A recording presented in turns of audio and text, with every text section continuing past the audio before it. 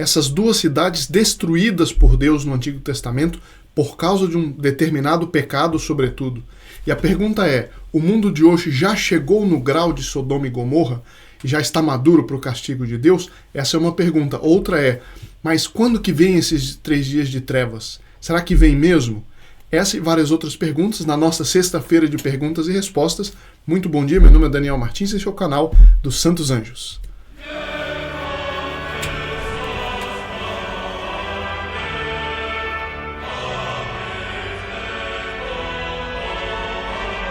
Conhecer o mundo maravilhoso dos Santos Anjos para saber como atrair a sua ação e afugentar a influência do demônio no dia a dia. Essa é a missão do nosso canal. Você que está chegando pela primeira vez, seja muito bem-vindo. E um grande abraço a todos aqueles que nos acompanham com tanta frequência e têm participado tanto, feito esse apostolado crescer.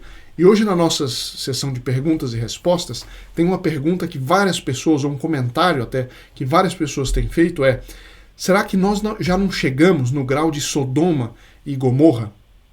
Sodoma e Gomorra foram 2 cidades, junto com, creio que mais 3 ou 4, não me lembro do número exato, mas está lá na Sagrada Escritura, que foram destruídas por Deus, com fogo e enxofre vindo do céu, destruídas por Deus por causa da prática homossexual, por causa do pecado de homossexualismo. Né? E isso depois São Pedro comenta na epístola dele. Por isso que se convencionou em alguns meios católicos, né, em meios católicos, chamar-se o pecado de sodomia. E São Pedro Damião, um grande cardeal da Santa Igreja, ele tem inclusive um livro, chama Liber Gomorrianus, em que ele fala desse pecado na época dele. Ele combateu muito esse pecado na época dele. O que acontece? Nós já chegamos no grau de Sodoma e Gomorra, para que venha o castigo de Deus, como foi o castigo de Sodoma e Gomorra. Eu vou dar a resposta e dar um argumento. Vocês dizem, por favor, o que vocês acham nos comentários. Mas a minha opinião, e eu vou dar o argumento por que eu estou dizendo isso, é que nós já chegamos num estágio pior do que Sodoma e Gomorra sob alguns aspectos. Qual que é esse aspecto? Quais são esses aspectos? É pelo seguinte, é porque em Sodoma e Gomorra, pelo que narra a Sagrada Escritura, aquele povo daquelas cidades estava tão cheio do vício que eles quiseram pecar com os anjos que tinham tomado forma humana e que estavam na casa de Ló, ou Lot, sobrinho de Abraão. Bom, eles quiseram inclusive pecar. E eles foram para cima da casa para arrombar a porta e pecar com aqueles jovens que tinham chegado na cidade. Só que era um grau muito grande daquela paixão desordenada. É um grau muito grande. Mas uma coisa Sodoma e Gomorra não tinha.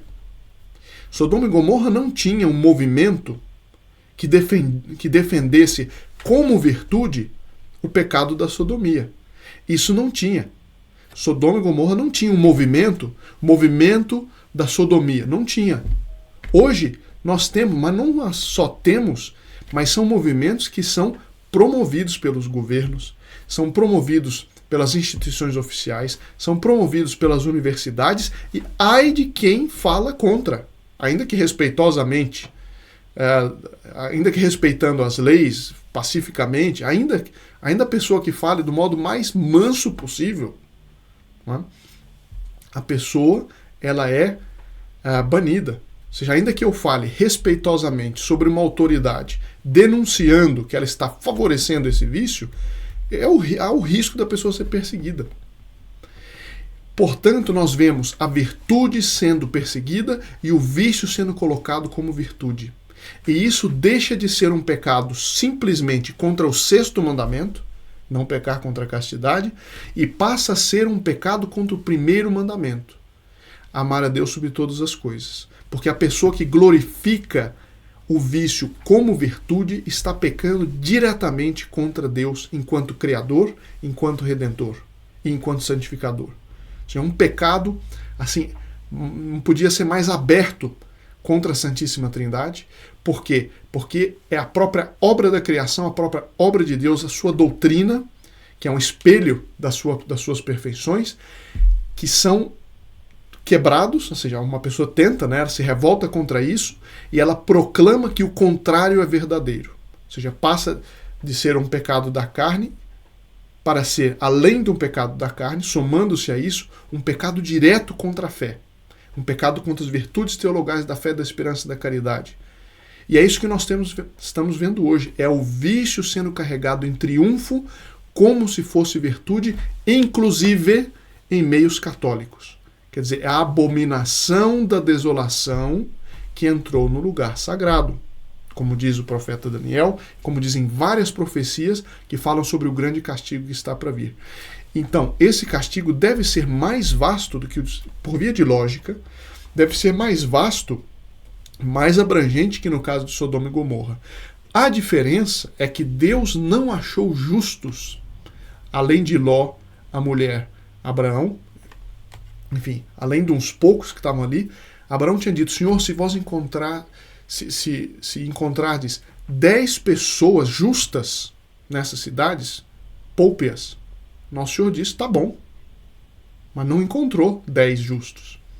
A diferença de hoje é que o pecado chegou a um grau muito maior, mas existem ainda que seja uma minoria, pessoas que querem contrarrestar essa onda. Pessoas que querem dizer não, que se levantam na defesa dos direitos de Deus na sociedade. Essa é a diferença. Ainda há um setor sadio que quer se unir a Nosso Senhor, que quer se unir aos Santos Anjos e quer fazer alguma coisa. Essa é a diferença. Mas, enquanto pecado público, o grau de pecado é muitíssimo maior hoje do que em Sodoma e Gomorra. Mesmo porque a nossa sociedade ouviu o Evangelho. Sodoma e Gomorra não tinham. Nosso Senhor Jesus Cristo ainda não tinha vindo, não tinha se encarnado. Nós conhecemos a verdade enquanto sociedade e nós a rejeitamos enquanto sociedade. E por isso, por esses dois fatores, portanto, primeiro, pelo grau de pecado, que é glorificar o vício como virtude, como coisa que deve ser ensinada nos bancos escolares, que é ideologia de gênero, senão Sodoma e Gomorra sendo colocado nos bancos escolares. E pior, porque glorifica o vício como sendo virtude. Como sendo virtude. E o segundo ponto é que nós conhecemos, enquanto sociedade, civilização, nós conhecemos a verdade. Não estou dizendo todos e cada um, mas a grande parte tem acesso à verdade, à verdadeira doutrina, e a negou.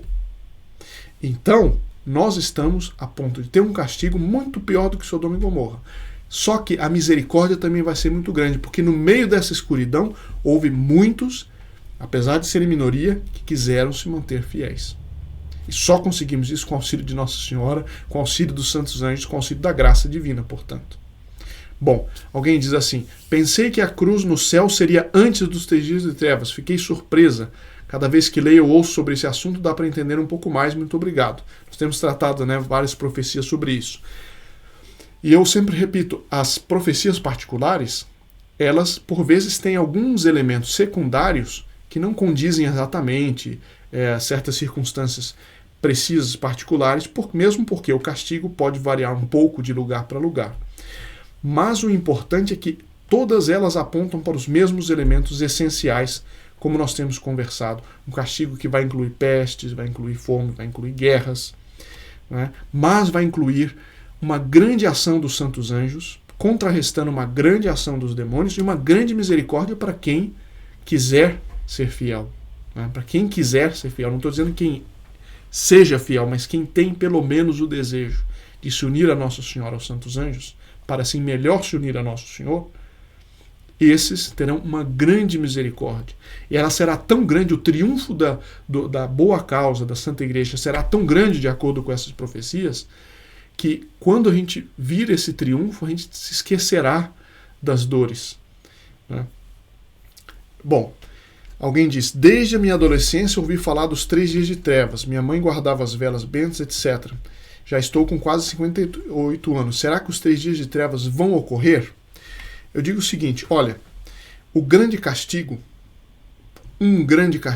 necessariamente, até naturalmente vai acontecer. Sabe por quê? Ainda que Deus não viesse intervir diretamente, o que eu creio que virá, que todas as profecias falam, inclusive trechos do Apocalipse, trechos do Evangelho, mas enfim, se a gente pensar só como a sociedade está indo, A sociedade, ela é formada por famílias, que é formada por homens, seres humanos. E, portanto, a vida de uma sociedade depende do quanto esses homens favorecem a vida. Não é? Ou seja, o que é isso? Favorecem que haja novas vidas entrando na sociedade. Para entrar novas vidas do modo correto, do modo como Deus quer e que é ordenado e que alimenta bem a sociedade, são famílias que sejam fecundas, famílias que tenham filhos, que criem bem esses filhos e que respeitem a vida humana desde a concepção até a morte natural. Então, há esse favorecimento da vida humana inocente, ou seja, que haja novas crianças que serão o futuro da sociedade. A sociedade, para ela ter vida e se perpetuar, ela precisa da família. Ora, a família hoje, que é a base da sociedade, que é a base do próprio Estado, está sendo atacada pela sociedade, atacada pelo Estado. Só para falar em matéria de natalidade, o mundo, vários países daqui 50, 60, 100 anos, saíram estatísticas esse ano, né? Que no ano 2100, na Coreia do Sul, por exemplo, os coreanos serão apenas metade do que são hoje. Então nós temos tudo fala da morte da sociedade. Nós temos o aborto, que é matar a criança, ser humano, inocente, indefeso. Nós temos a sociedade pedindo a eutanásia como um direito. Depois nós temos o que eu já falei da ideologia de gênero nas escolas, formando as crianças para um estilo de vida, ainda antes de falar em pecado, em problema moral, mas que de si um estilo de vida que não leva à perpetuação da espécie, que não promove a família fecunda de acordo com como Deus a criou. Então todos os elementos de morte estão dentro da sociedade moderna. Como é que uma sociedade dessa pode viver muito tempo? Ou seja, se Deus não interviesse diretamente, essa mesma sociedade se levaria mais tempo, menos tempo, para a sua própria ruína. E, portanto, um grande castigo, no fundo, é uma grande misericórdia de Deus, porque ele interromperá um processo de morte da sociedade. Eu não sei se está claro esse argumento. Então, a gente diz, mas quando que vai chegar? Eu disse, não, de um certo sentido, a gente quer mais tempo para se converter, para se emendar, mas de outro lado a gente também pensa, puxa, quanto mais cedo chegar, mais esse processo de decadência fica interrompido. Então são esses dois aspectos, aparentemente contraditórios, mas que Deus sabe, né, que momento que ele vai intervir. E sob certo aspecto, a demora do castigo já é um grande castigo. Porque não tem coisa pior do que continuar como está. Porque continuando como está, é um processo de apodrecimento, só vai piorando, só vai piorando, só vai piorando. Então esses dois aspectos, né, que a gente deve considerar.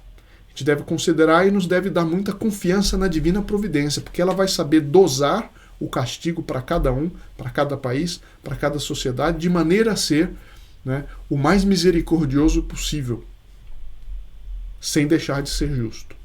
Bom, enfim, uma resposta rápida, mas para atender aqui.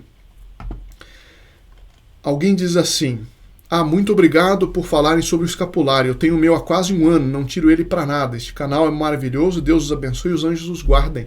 Eu sempre digo que esses elogios não são para mim, eu apenas sou um dos que fazem esse apostolado acontece graças a todos vocês que nos acompanham, sobretudo aos membros do Grupo Apóstolo dos Santos Anjos, a todos aqueles que rezam por nós e aos sacerdotes que garantem a Santa Missa toda semana por todos aqueles que ajudam o canal a crescer. A dona Samira também diz, eu sou nova inscrita no canal e tem sido um divisor de água na minha vida. Veja que importante esse apostolado que vai inspirando cada vez mais pessoas. O Sr. Paulo Henrique faz uma sugestão, eu recebo com muita alegria as sugestões, eu recebi até algumas correções de alguns dados que não estavam muito precisos. Eu pedi que a pessoa me mandasse os documentos a respeito do escapulário, tinha um detalhe técnico, quais padres podiam ou não podiam impor. Assim que eu receber o documento, eu vou tratar dessa dúvida aqui, talvez na próxima sexta-feira, assim que eu receber o documento. O Sr. Paulo Henrique diz assim: boa noite, gosto muito dos vídeos, porém gostaria de sugerir mais vídeos a respeito dos sacramentais, como o uso das medalhas, como conseguir indulgências, como obter graças em santuários e dias santos, a graça alcançada nas 9 primeiras sexta-feiras. Esses assuntos nos trariam um grande conhecimento. Sr. Paulo Henrique, muito obrigado pela sugestão, vou segui-la. Eu estou aqui com um feliz problema, porque são muitos os bons interesses que eu tenho recebido e sugestões. Se Deus quiser, a gente vai fazendo um malabarismo aqui, tratando um pouquinho de cada um deles, porque todos são importantes. Sobre as indulgências, eu sugiro que, se o senhor for na página do canal dentro do YouTube, se o senhor clicar lá, escrever lá indulgências, nós fizemos alguns vídeos explicando sobre as indulgências, sobre a medalha milagrosa e os anjos, sobre o rosário e os anjos, sobre a medalha de São Bento. O senhor pode procurar lá. Mas, com muito gosto, falaremos mais sobre isso. Alguém diz, onde é que o senhor consegue todas essas profecias? Bom, uma coisa que eu gosto de fazer, eu comprei, quando houve muito interesse no canal, eu encomendei vários livros que falam de profecias, e alguns livros que trazem só as profecias que tem imprimatur, outros livros que trazem profecia só de uma determinada região. Então eu consegui vários livros, infelizmente a maioria deles são livros usados, porque a maioria das editoras hoje não quer mais saber desses assuntos e, infelizmente, mesmo algumas editoras católicas, que por causa do chamado modernismo ou progressismo que entrou nesses meios, dizem que Deus não castiga. Essa é nova mesmo, né? Que Deus não castiga. Basta ler a Sagrada Escritura, de cabo a rabo, a gente vê muito castigo, porque castigo faz parte da misericórdia. Então, por isso, a escassez desse tipo de material. E existe uma outra dificuldade, é que existe também muita coisa não séria a esse respeito. E existe uma terceira classe de livros que são sérios, mas que tem por demais comentário do autor, tentando costurar as profecias e forçando um pouquinho a interpretação. Então, esse é o trabalho que eu procuro fazer, de pegar esses livros, de selecionar os trechos, de distinguir quais que são mais sérios, quais não são, e de comentar. Agora, todas as profecias publicadas têm o mesmo grau de autoridade? Não, eu também fiz um vídeo sobre isso há uns meses atrás. Alguns têm mais autoridade, porque, por exemplo, o caso que eu falei da beata Helena, ela já foi beatificada pela igreja e todos os escritos entraram, né, numa análise muito rigorosa. Existem outros místicos, né, cuja vida de tal maneira foi claro para todo mundo da região, e vários santos que tiveram com essa mística, e o bispo do lugar, e médicos que analisaram, que ainda esteja em processo de beatificação, os escritos foram muito estudados. Então eu procuro, na medida do possível, né, mostrar o grau de autoridade de cada profecia e procuro escolher aquelas que têm um grau de autoridade, assim, de confiabilidade mais elevado. Por quê? Porque ninguém tem obrigação de fé de crer nessas profecias particulares. Tem obrigação de crer naquilo que é a profecia oficial, ou a revelação, com R maiúsculo, que terminou com o último apóstolo, e o magistério da igreja que guarda e explica isso ao longo dos 2000 anos de igreja. Essa é a revelação oficial, a escritura e a tradição. Tradição, nesse sentido, o magistério da igreja. Agora, as profecias particulares, o conjunto delas, pessoas que viveram em épocas diferentes, em lugares diferentes, e que falam da mesma coisa do mesmo jeito, pode ser até uma falta de imprudência, uma falta contra a virtude da prudência, de não as considerar de nenhum modo. Fátima, por exemplo, de tal forma, o milagre do sol, tudo que ela previu que já aconteceu e que ela previu que ainda não aconteceu, é prudente levar em consideração. Nos ajuda na prática da fé, nos ajuda a perseverar na fé. Quando a gente vê que algo que ela previu já aconteceu, ela previu algo que não aconteceu, portanto, é possível e é provável que aconteça. Por isso que a gente fala no canal das profecias e por isso que existe muito interesse, né? Sobre um vídeo que nós vemos sobre o céu, Adjair Júnior diz: que ensinamento, Deus abençoe. Eu pedi a Deus que aumentasse minha vontade de ir para o céu. De repente encontro um vídeo desses. A providência divina é perfeita. Nós temos um playlist também dentro do canal, Catecismo sobre o Céu, Catecismo sobre os Anjos. Recomendo a todos que vejam, os que ainda não tiverem visto. A dona Luísa Silveira diz: eu rezei muito para que aparecesse um grupo de jovens como esse. Há um tempo atrás eu mostrei um vídeo desses jovens voluntários de cidade em cidade, fazendo divulgação do Santo Rosário, lutando contra o aborto, né, em defesa da civilização cristã, e ela disse: puxa, eu fico consolada porque há muito tempo eu estou rezando para que apareça um grupo assim. Alguém pergunta: queria muito mandar meus pedidos, mas é só para membros, não é? Bom, os pedidos, as intenções da Santa Missa, todos aqueles que são inscritos no canal, que compartilham os vídeos, podem fazer parte, colocar suas intenções. Aliás, está o link, sempre eu deixo na descrição, suas intenções, não precisa ser membro para fazer isso. Agora, nos santuários de São Miguel, que ao longo dos anos, ao longo do ano, são vários santuários de São Miguel ligados aos Santos Anjos, e nesses santuários nós levamos os nomes e as intenções dos membros do Grupo Apóstolo dos Santos Anjos. É uma forma de privilegiar o esforço que todos fazem, inclusive a ajuda que dão para que esse apostolado seja possível. É uma forma de nós agradecermos esse esforço que fazem. E é por isso que no santuário, sim, apenas nós podemos levar aqueles que são membros e que enviam as suas intenções. Mas eu sou membro e não peguei o vídeo que dava para mandar a intenção, ou esqueci de mandar a intenção. Não se preocupe, o seu nome também está lá escrito naquele caderno especial que a gente faz para entregar no santuário. E esta semana foi entregue no santuário de São Miguel. Eu estou esperando receber as fotos e, se Deus quiser, no início da semana que vem, enfim, em todo caso, na semana que vem, eu pretendo mostrar aqui as fotos desse caderno de intenções entregue no santuário. A dona Glaucia diz o seguinte: eu gosto muito do canal, muito boa explicação, etc. Porque na igreja que a gente vai, não se explicam tantas coisas. E isso é uma tristeza de fato. É a importância da gente preencher. Nós não temos a pretensão de preencher todos os buracos. Existem vários canais, vários apostolados de pessoas que fazem, por exemplo, eu conheço o apostolado Regina Fida, que faz um trabalho muito especial a respeito do Padre Pio, de Santa Teresinha. Ou seja, nós, cada um fazendo a sua parte para preencher essa lacuna. De fato é verdade. Bom, aqui são alguns comentários, algumas perguntas, várias outras perguntas que eu vou anotando para a gente tratar nos próximos vídeos. Fica aqui a nossa conversa de hoje. Muito obrigado. Peço que rezem por nós para as próximas iniciativas de apostolado e nos vemos na semana que vem, se Deus quiser.